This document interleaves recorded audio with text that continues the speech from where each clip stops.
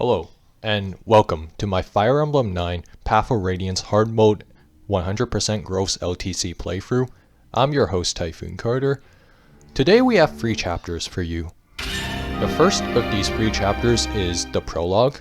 Now Prologue is basically a tutorial map, more or less, and it's relatively straightforward. There's nothing to rig here or anything like that.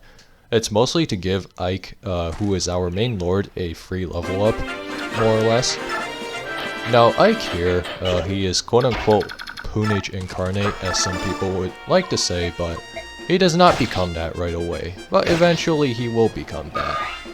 Early on, his sword lock status isn't that big of an issue yet. It's mostly around the mid-game when this can be annoying at times. And with Ike here, his early level ups can help him do some stuff in the early game that will allow him to be fairly useful, at least for the time being. Here, pretty much every weapon that everyone on this map is using basically has 100 hit, and you can't rig any dodges or anything like that.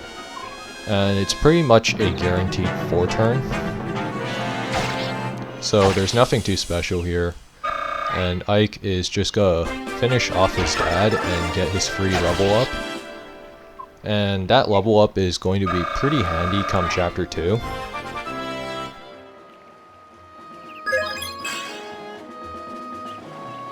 Now one thing to note is that with chapter 1, which we're going to go into right about now, Ike gets a steel sword, and that first level up he got, each strength level up he gets is also an additional attack speed point for him gained, as it reduces the penalty on his steel sword.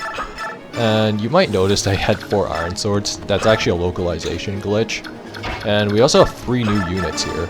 We have Boyd, who is not bad. He's our early game fighter, and he has the skill Tempest, where it basically reminds us that biorhythm exists, and it's a very annoying skill, as Boyd will either hit everything or he will miss everything, more or less. And it's basically amplifying the effects of biorhythm. We also have Oscar, who is our prototypical solid cavalier with okay bases and generally good growths. And Oscar will certainly play a part in this playthrough, but most of his work, at least for now, is mostly utility. And then we also have Titania, who is our Jagan. But before we talk about Titania, Ike here gets another level up. And one thing to note is that Ike actually does have a chance of death if he gets incredibly unlucky, as some of the fighters and brigands actually have sub 50 hit on Ike. And Ike did not really need to get that crit there, but it's a nice crit to have. And there's also one village which Oscar is going to grab, and that village contains a Seraph robe, which we won't use right away, but it'll be nice later. Titania, our Jagan here, she has good bases like any Jagan should, and she'll pretty much be relevant for the whole game since she has really good growths, surprisingly. And she'll be able to one-round most enemies with ease, like she did on that boss just now. And Boyd here, we also want to feed him some kills, at least in the early game, which is where he'll be at his best. And with that, this is chapter 1 cleared in 2 turns. And we are going to move on to chapter 2 now. With chapter 2, we don't have Titania at the start.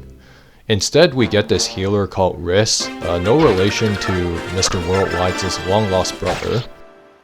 But this map can actually be free turn, but we don't do that here because it would basically break that self-imposed no suspend rule that I had in place. Because free turning it requires Ike to literally crit everything and be pwnage incarnate, not in the way that one would want. But Riss here, he pretty much shoves Ike. The nice thing about Riss is that he has base C staves, which will be fairly handy. And Ike here, thanks to the 2 level ups that he got in Prologue and Chapter 1, is able to one-round that fighter. We actually can one-round this Brigand too, but we intentionally had him roll up on speed so that Ike does not double him with the Steel Sword. This is so that we can have Boyd get a free kill. Now Oscar here, we had him sent up to the left side to pretty much take care of all these enemies on his own, as Oscar is pretty much designed at base to take all these enemies with ease. And Oscar here also does not want to crit any of them, as it would actually screw up his experience gain distribution. Now with that, we have Risk Heal Ike here. Ike surprisingly took more hits than we expected, or at least got hit unexpectedly. And Ike here, once again, showing that he has flashes of pwnage incarnate. And Boyd here gets a free kill here on this Brigand that is pretty much set up for him. Now Boyd here is very close to getting a level up, and it's going to be a very crucial one. One thing to note is that Boyd actually gets weighed down at base by the axes he holds due to strength being the constitution check for like your attack speed. So any point of strength Boyd gets also acts as like +1 attack speed. It's got the same deal with Ike. And Oscar here, on player phase we needed him to kill out a fighter specifically, just so that he won't die. And Oscar, without critting anyone, does just enough to get his very first level up. And Boyd here, actually thanks to that level up, will be able to double this Brigand the upcoming turn. And then Titania shows up. And Titania is going to help us finish this map off, as she is the only one who can reliably one-round KO the boss at base, although she's gonna need a steel axe to do it. Ike here gets a very important level up here. That level up actually allows Ike to live one hit from one of the Brigands, at least with like his current HP, and then Boyd here is able to double. Now if Boyd missed for like whatever reason, then Titania is there to pretty much pick up the slack. And then Risk here is shoving Boyd so that we can have Boyd get in the action too, as we want him to also help out. And then here, we're pretty much, some of the enemies will come towards us, but not all of them. And Titania here, she uses the steel axe because, as I mentioned before, she needs it in order to one-round KO the boss Ekanu at base. And Ekanu also drops a speed wing upon being killed. And we have Titania moved in such a way where Ekanu cannot reach Ike, or like anyone else that we need. And here we see that level up paying off for Ike, as he does just enough to survive. And Risk here, once again, we just decide to shove Boyd. Risk actually isn't really that big of a priority for experience, as we have some other options that will help us out for some of the later stuff that we need staff users to do.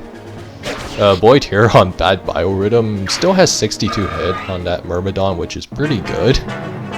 Now, if it weren't for Tempest, it would have been a little bit more reliable. And then here it's just a nice free kill for Titania, and that is chapter 2 cleared in 4 turns. And we also have the speed wing, so I will see you guys next time.